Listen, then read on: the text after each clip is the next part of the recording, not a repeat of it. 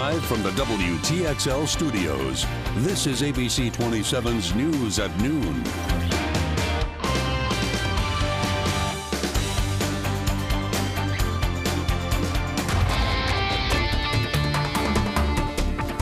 We begin here with breaking news. A police situation unfolding at a Tallahassee motel. This is at the Econo Lodge on North Monroe at KYRA Road. You can see several police officers out. Crime scene tape wrapped around part of the building. What we do know is at least one person was found dead inside of the rooms here at that motel. Right now, Tallahassee police calling it a suspicious death. Officers out on the scene since about 9 o'clock this morning. WTXL's Christina Resnick is live right there at the scene with the very latest. Christina, what can you tell us? Greg and Kelly, like you mentioned, this is at the Econo Lodge on Monroe and KYRA. Now, this orange screen that you see behind me, that's the room that officers are working at right now. Investigators are saying that it's a suspicious death. They were called here around 9 o'clock this morning about a broken window and found a body inside. Now, they don't know yet if that person is a man or a woman or that person's name. They also aren't telling us yet if the family has been notified. Now, they are investigating it as a homicide for right now until they can find more details. They also aren't sure yet if the person they found inside was the person checked into that room or if it was somebody else or more than one person. Again, those are details they're still working to find. You can see investigators behind me here on the scene. We're going to keep getting those details as they become available and have much more coming up on the news at 5. Reporting live in Tallahassee, Christina Resnick, WTXL ABC 27, dedicated to you. All right, Christina, thank you very much. And of course, that was a story we were first to bring you on our website, WTXL.tv. Of course, we'll have continuing coverage throughout the afternoon and, of course, later on the news at 5. Other news that this noon hour, 2 people are dead after an explosion at the Escambia County Jail in Pensacola, Florida. It happened around 11 o'clock last night. More than 100 others were injured. A county spokeswoman says it was an apparent gas explosion. The blast also causing the building to partially collapse. Officials say the building also received damage from the recent severe thunderstorms. The building did receive extensive flooding as a result of the rains. I don't know if that's directly related to the incident that happened this evening or not. We'll be doing an investigation to determine that. And of course, many family members of the inmates are upset by the lack of information they say they've been given.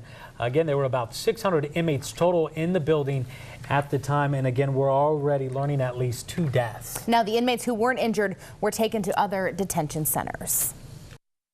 He's remorseful for what happened. It was a mistake. He's 20 years old now. And it just happened. He just forgot to pay. And he feels terrible about it. When the police came, he cooperated. He didn't try to lie. He's never tried to not accept responsibility. He knows what he did was wrong. That's Tim Jansen, attorney for Florida State star quarterback Jameis Winston. He is again back in the national spotlight after admitting to shoplifting $32 worth of seafood this week from a Tallahassee grocery store. Winston saying he forgot to pay for the food. Now, it all happened at the Publix on Ocala Road. Winston now suspended from FSU's baseball team. He was given a civil citation and now has to go through 20 hours of community service. The Florida Senate set to vote today on a bill that would grant in-state tuition to qualifying students, even if they're here illegally. If it passes, it's going to have to go back to the House of Representatives for a final vote as well. Now, before heading to the desk of Governor Rick Scott, he's also urging lawmakers to pass the bill before the session ends. Our political contributor, Tramel Gomes, is going to be joining us to break down the latest here from the final week of the Florida legislative session. He's going to be joining us tonight, this evening on the news at 6. A bill now being sent to Governor Scott that would toughen up penalties for school employees and volunteers who commit sexual offenses against students. The Senate unanimously passed the measure yesterday.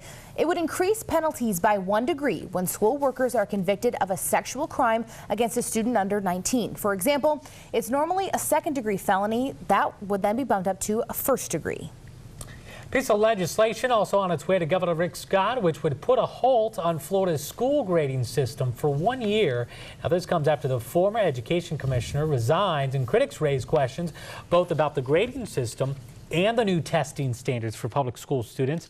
Superintendents have suggested that they need to put the grading system on hold for 3 years in order to get districts used to the new test. That test, by the way, is based primarily on Common Core state standards. It appears former Governor Jeb Bush is a favorite among Republican voters in a hypothetical 2016 primary presidential matchup. Bush has taken the lead over fellow Floridian Marco Rubio in a survey of more than 1,400 registered voters. The margin of error is plus or minus 2.6 points. Bush is also topping other well-known Republicans like U.S. Senator Rand Paul. In a GOP contest, Bush leads with 27% compared to Paul's 14% and Rubio's 11%. But according to that same poll, Hillary Clinton would beat any potential Republican challenger in a head-to-head matchup. Florida lawmakers have passed a bill requiring the state to provide attorneys to foster children with special needs. The state Senate passing Bill 972 after unanimous support in the House last week. Now, what this bill does is it recommends that the state set aside $4.5 million to hire attorneys for about 1,400 foster youths. Now, some of the money will also fund expert witnesses. Advocates say foster children with special needs should have a lawyer to push for services on their behalf and explain what is happening in their legal cases. A bill that could increase speed limits on Florida highways is headed to Governor Scott's desk. The Florida House making a nearly split vote in favor of the bill. Now, the measure would allow the Florida Department of Transportation to raise the speed limit on interstates and some highways from 70 to 75 miles per hour. The bill would also allow for 70-mile-per-hour speed limits on rural 4-lane highways and up to 65 miles per hour on some other roads. Now, the measure does not automatically raise those limits.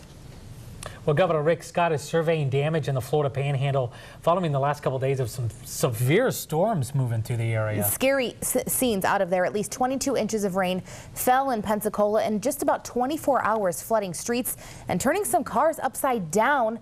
Many homeowners in the area did not have flood insurance. Now, there is already an emergency declaration for 26 counties. Governor Scott says the federal government is aware of the situation. U.S. Senator Bill Nelson has also written a letter to President Obama asking for federal assistance for Floridians hit hardest by the storms.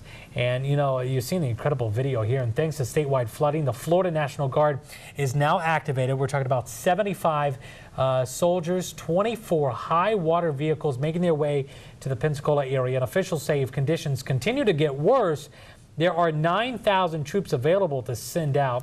In addition, we've learned that the Tallahassee Red Cross is also sending volunteers along with its emergency response vehicles to help with some of the storm relief there in the Pensacola area. And of course, we're still seeing a little bit of the rain here in our viewing area. We want to get over to meteorologist Max Saparis in this afternoon for Michelle, because again, a lot of people really wanting it to, you know, looking for a little bit more sunshine here, Max. We need a little bit of relief.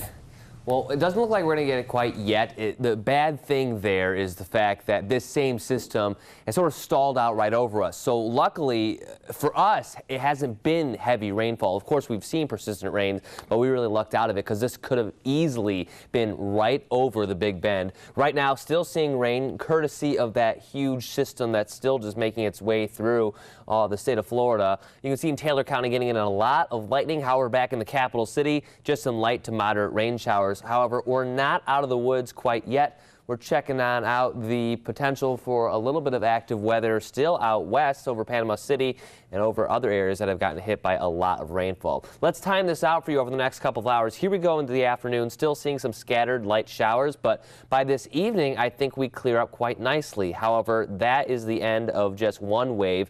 We have to deal with another wave that's coming in tomorrow. The big question is, will this affect graduation weekend? We'll have all the numbers and more coming up in your full forecast in just a couple minutes. Greg?